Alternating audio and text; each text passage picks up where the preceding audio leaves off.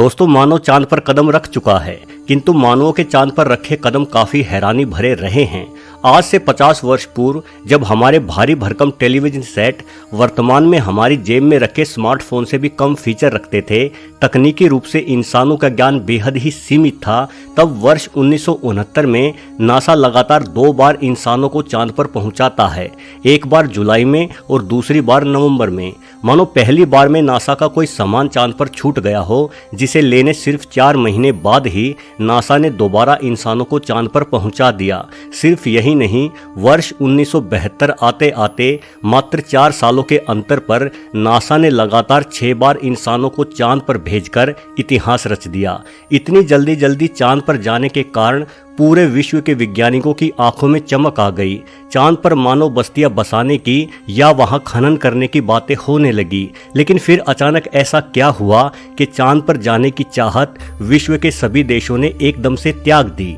कहा जाता है कि नील आर्मस्ट्रॉन्ग और बज एल्ड्रिन जब चंद्रमा की सतह पर घूम रहे थे, तब कुछ समय के लिए उनका प्रसारण जानबूझकर रोक दिया गया था। वो कुछ कहना चाहते थे, लेकिन उनकी आवाज भी काट दी गई थी। जानकारों का कहना है कि चांद पर अनेकों टावर हैं, जिनकी ऊंचाई 2000 से 2500 मीटर तक है। आर्मस्ट्रॉन्ग और एल्ड्रिन ने किसी ऐसे ही टावर को देखा था। ये जानकारी आम जन से छुपाई गई। ये टावर एलियंस ने कई हजार साल पहले पृथ्वी पर नजर रखने के लिए बनाए थे। फिलहाल ये टावर वीरान पड़े हैं। इन टावरों के बारे में अधिक जानकारी जुटाने के लिए ही नासा ने जल्दी इंसानों को चांद पर भेजा। लेकिन जब आखिरी बार इंसान चांद पर गया तो वहां एलियंस आ धमके और उन्होंने इंसानों को वहां से चले जाने की चेतावनी दे दी, साथ ही कभी वापस ना आने के लिए भी कह दिया। नील आर्मस्ट्रॉन्ग ने खुद एक इंटरव्यू में कहा था कि अंतरिक्ष में उनके यान का पीछा किसी बेहद एडवांस टेक्नोलॉजी वाले यूएफओ द्वारा किया गया था। चांद पर अजीबोगरीब रहस्यमय संगीत बजने की आवाज को भी कई चंद्र यात्रियों ने सुना है। हालांकि नासा ने कभी इस बारे में आधिकारिक बयान जारी नहीं किया, लेकिन चांद पर गए कई यात्रियों ने इस बात को स्वीकार किया है कि चांद पर एलियंस आते रहते हैं और चांद पर एलियंस का अपना बेस भी है।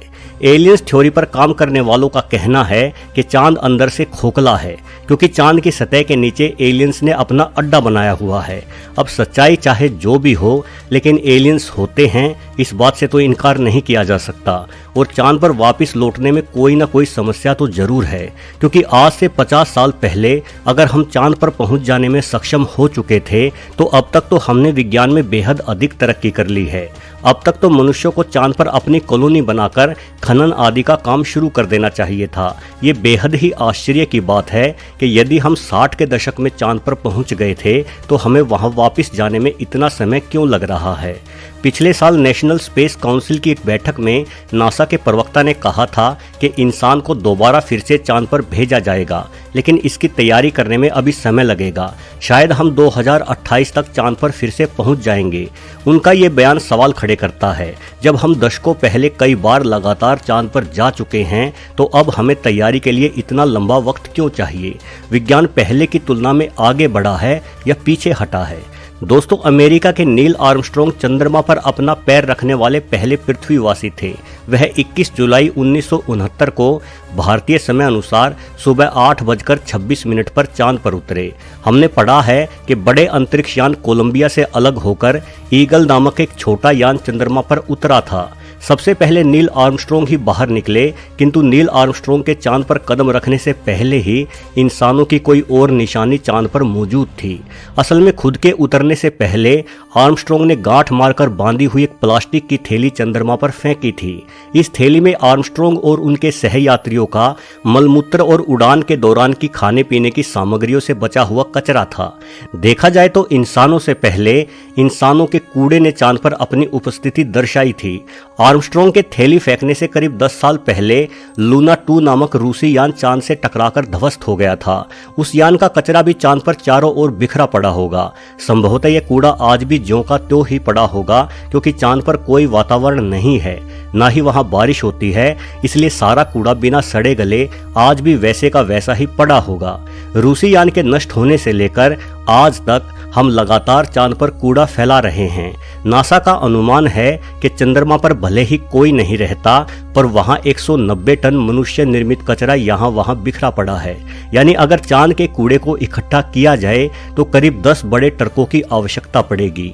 वहीं दूसरी तरफ नासा कह रहा है कि चांद पर किसी प्रकार का जीवन नहीं पनप सकता। चांद एक वीरानी और बंजर जमीन है। ऐसा कोई कारण नहीं है जिसके बल पर कहा जा सके कि चांद पर जाना मानवों के लिए हितकारी है। यही वजह है कि नासा का चांद से मोह भंग हो गया है। तो फिर नासा हमें बताए कि अमेरिका और बाकी देश लगातार चांद पर यान क्यों भेज रहे हैं। जब वहां जाना बेकार है और वैज्ञानिकों का चांद से मोह भंग हो चुका है तो क्यों चांद पर लगातार कूड़ा फैलाया जा रहा है। आखिर बंजर चांद पर ऐसा कौन सा राज है जिसे जानने के लिए हम समय समय पर चांद पर यान भेजते रहे हैं। दोस्तों, इसमें कोई शक नहीं कि चांद का धरातल बेहद ही रहस्यमयी है। माना जाता है कि अतीत में किसी अंतरिक्ष पिंड के टकराने से धरती के 2 टुकड़े हो गए थे। इन दोनों टुकड़ों में से एक छोटे टुकड़े को ही आज हम चंद्रमा के नाम से जानते हैं। यानी चांद धरती के बाद बना है और चांद और पृथ्वी का धरातल भी एक समान ही होना चाहिए। लेकिन हालिया वैज्ञानिक जांचों के अनुसार चांद धरती से भी ज्यादा पुराना पिंड है। जब चंद्रमा की मिट्टी से मिले तत्वों की जांच की गई तो इसे अंदाजन 530 करोड़ साल पुराना माना गया, जबकि हमारी धरती महज 450 करोड़ साल ही पुरानी है। चांद का धरातल भी पृथ्वी की तुलना में अलग है।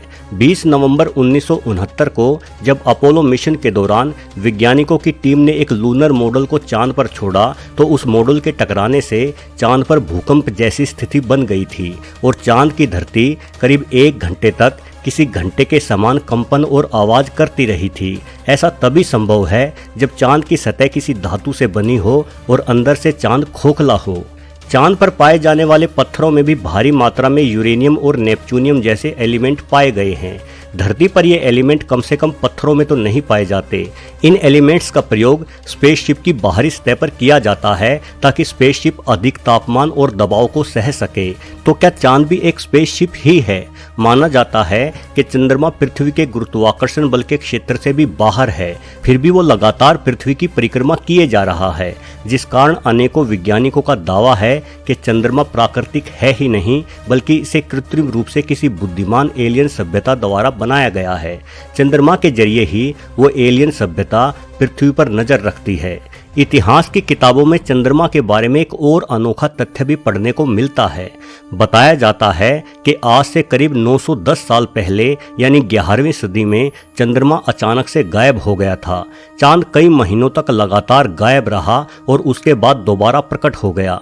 चूंकि उस जमाने में अंधविश्वास अपने चरम पर था, इसलिए सभी लोगों को लगा कि चांद के गायब होने के कारण कोई न कोई अनहोनी घटना जरूर होगी। इसीलिए सभी धर्मों ने बड़े पैमाने पर पूजा पाठ की। जब महीनों बाद चंद्रमा वापस दिखाई पड़ा तो लोगों ने राहत की सांस ली। चांद के यूं अचानक गायब होने के कारण ही सभी धर्मों में चंद्रमा का बेहद ही महत्वपूर्ण स्थान है। हालांकि वैज्ञानिक मानते हैं कि 1104 में आइसलैंड में स्थित एक ज्वालामुखी में भयंकर विस्फोट हुआ था। उसी विस्फोट से भारी मात्रा में राख निकलकर आसमान में फैल गई थी, जिस कारण चंद्रमा दिखाई नहीं देता था। किंतु यदि ऐसा हुआ होता तो महीनों तक फैली वो राख सिर्फ चंद्रमा की रोशनी को ही नहीं बल्कि सूरज की रोशनी को भी प्रभावित करती। सूरज की रोशनी और गर्मी पृथ्वी पर ना पहुंच पाने के कारण ही पृथ्वी पर शीत युग शुरू हो जाता और करोड़ों जीव मारे जाते। लेकिन इस तरह से पृथ्वी पर जीवों के मरने की कोई घटना इतिहास में दर्ज नहीं है। दोस्तों, इसमें कोई शक नहीं कि चंद्रमा ने अपने रहस्यों की ओर सदैव इंसानों का ध्यान खींचे रखा है।